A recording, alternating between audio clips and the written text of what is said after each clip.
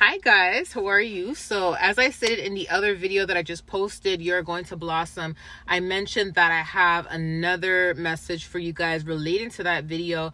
So I would say shortly after I saw the rose, you're blossoming, I dozed off, went into a short 20-minute sleep.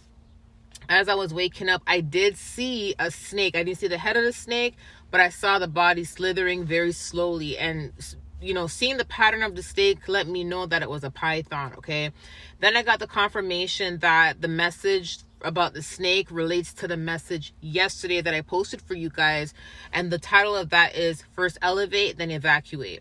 And I mentioned in that video that you have to elevate in silent, do what you need to do in silent. And then what will happen is when God says it's time to go, you dust your feet off and you move silently and peacefully.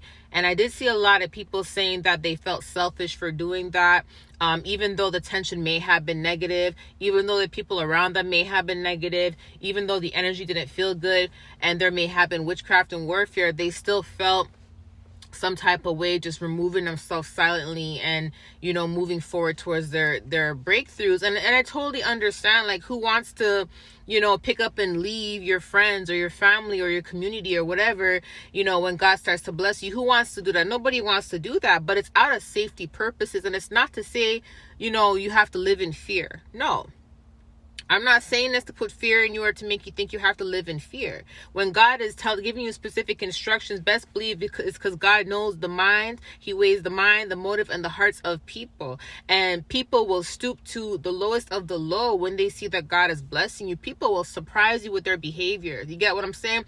And obedience is better than a sacrifice. And it's better for you to be obedient than to say, I wish I did this instead, or I shoulda, woulda, coulda instead, and this wouldn't have happened had I done this.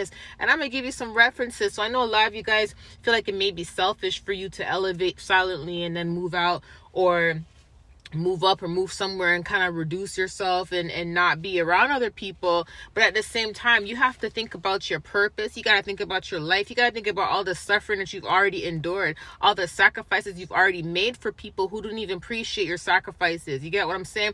And oftentimes too, you have to also remember that this purpose is not just for you. You are fulfilling the will of God. You are fulfilling the will of God, and God can see the traps and the plots and schemes that the enemy sets for you. And if God is saying, hey, I want the best for you, I don't want you to suffer no more. I want you to be prosperous because my plans are to prosper you, not to harm you. So I want you to be prosperous, but there's someone around you who is going to block your growth, block your progression, try to block your purpose. I'm going to need you to remove yourself, isolate yourself from this person because you're not fulfilling your will. You're fulfilling a will for me, and I'm going to prosper you through the will that I have for your life. But how can I prosper you through the will that I have for your life if you choose to surround yourself with snakes? You see what I'm saying? So the point of me saying this is I saw the snake, and I'm going to say something about the python snake. The python snake is associated with the python spirit. Okay? The python spirit is not a good spirit. Okay, and the python snake, what this python snake does is to its prey is not only does it crush the prey's bones, but the main reason why it crushes the prey is to suffocate the prey. Okay, so the prey, every time the prey tries to breathe, the python squeezes tighter and tighter and tighter and tighter. I'm going to give you some examples of this too, because something happened to me in my past, and this is me speaking out of wisdom and knowledge and experience. Okay, so you have to remember something. Even if you're around someone who does not do any type of black magic or anything like that, if they're choosing not to heal, if they're choosing not to progress, and they're carrying the same generational curse as you, and they're choosing not to work on it, and you are working on your generational curse, and basically that's oil and water being mixed.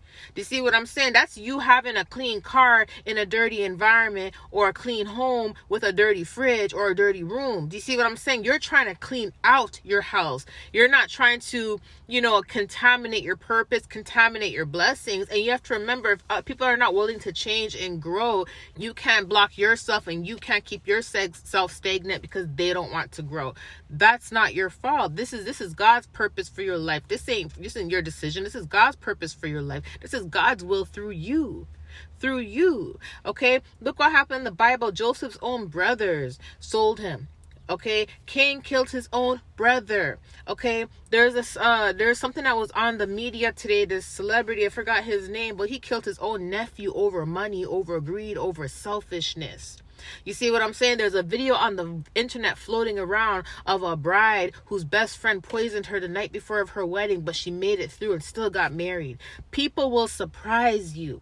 And the fact the python was moving slowly means that the person or the enemy or whoever's around you is moving cautiously and not trying to blow their cover. And this is why God always says you have to move cautiously as well. You got to stock up, save up, keep whatever you're working on low key. And when God starts to elevate you and tells you to go, then you got to pull away and move. And no, it's not selfishness, because at the end of the day, what's even more selfish is you blocking your own growth and progression just to make other people comfortable. You blocking your own growth and progression, not fulfilling the will of God because you don't want to make that person mad. Do you see what I'm saying? You doing the work to fight these warfares, to fight off witchcraft. You going through sleepless nights and you trying to work hard and you choosing to stay where the problem is because you don't want to make anyone else comfortable, or because you don't want the person who is attacking you to feel uncomfortable. That's what's selfish. Do you see what I'm saying? So the point of me saying this is, when God tells you to separate yourself or to isolate yourself from people or the problem, be obedient. Okay, be obedient, because the fact that he showed me a message saying that you're blossoming, and then to see the snake slithering around 20 minutes later confirmed to me there's still someone lingering around some of you guys. Okay, I don't know who the message is for, but there's still someone lingering, and you don't have to be in this person's life. You may not even be associating with the person, but you may be associating with someone who does associate with the person. You'd be surprised how information can come out about you. You'll be surprised how an innocent conversation is that very person telling that person where you just moved to, what you're doing with your life, etc. And it could be innocently spoken, but the very person that's attacking you is receiving this information from the person who thinks that they're innocently speaking this. You get what I'm saying? So you just have to be on your P's and Q's, and you just have to know that in this season, you have to move cautiously. And it's not to put fear in you. It's just to show you the reality of the world we live in. The reality of the people that we are surrounded by. You see it all in the media. Look at, like I told you, the guy just got life in prison for killing his own nephew over money. You get what I'm saying? So the point, I'm going to give you guys a quick testimony as to why God wants us to move cautiously and why he wants us to pull away, just so you guys understand where I'm coming from. Okay? Because this is coming from, this right here, this testimony is coming from wisdom.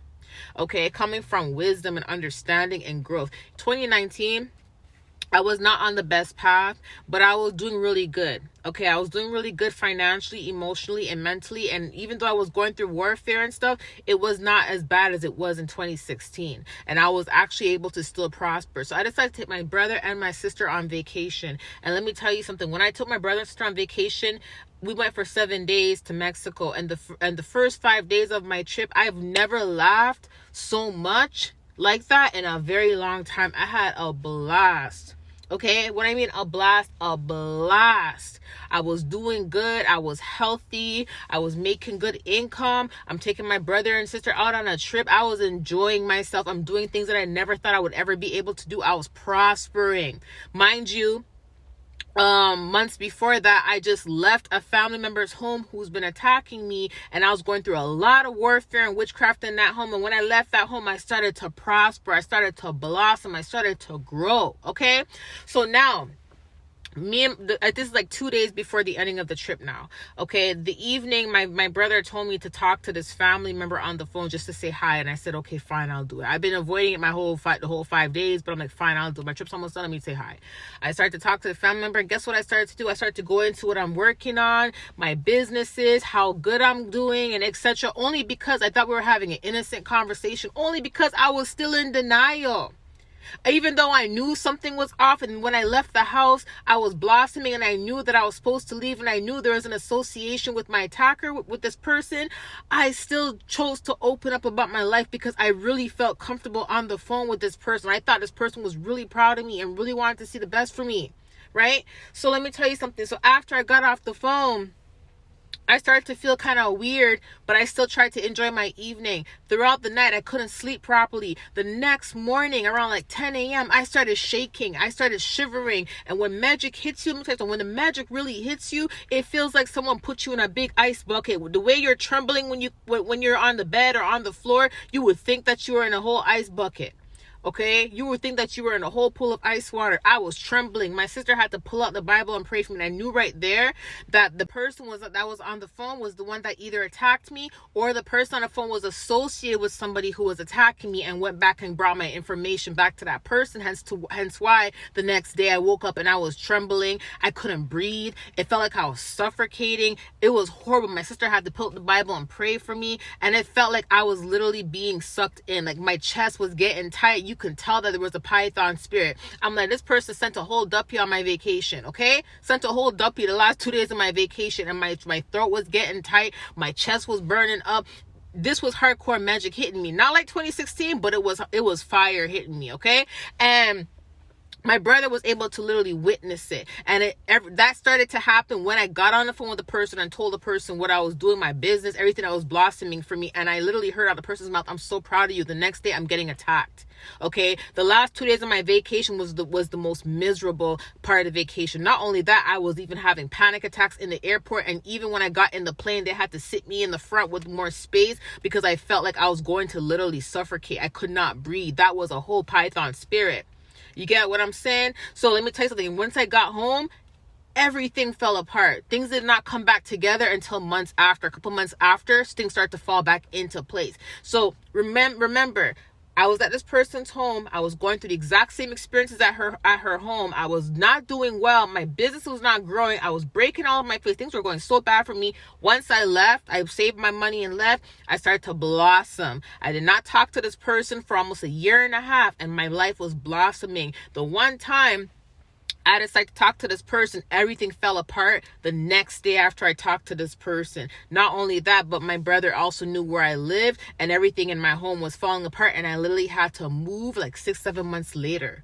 Okay, so let me tell you something. When God, this is why I say when God tells you to move in silence, save up your money, elevate, then evacuate, he is telling you for a reason, because he can see the reactions, the motives, the minds of the very people who are going to be triggered once they see what God is doing in your life. I'm telling you, jealousy and envy will bring the worst out of people. It will surprise you. It will hurt you. It will catch you off guard. And it's best to be prepared, and it's best to be smart, and it's best to have wisdom and to move silently than to move loudly and be attacked and not be able to enjoy the fruits of your labor because you were attacked before you even were able to even get your hands on the full amount of fruits of your labor. Do you get what I'm saying? So the point of me saying this is, yesterday's video that I told you guys about, elevate and then evacuate, and then this video about the snake, some of you guys really need to be careful of who is around you. And it's not to say you gotta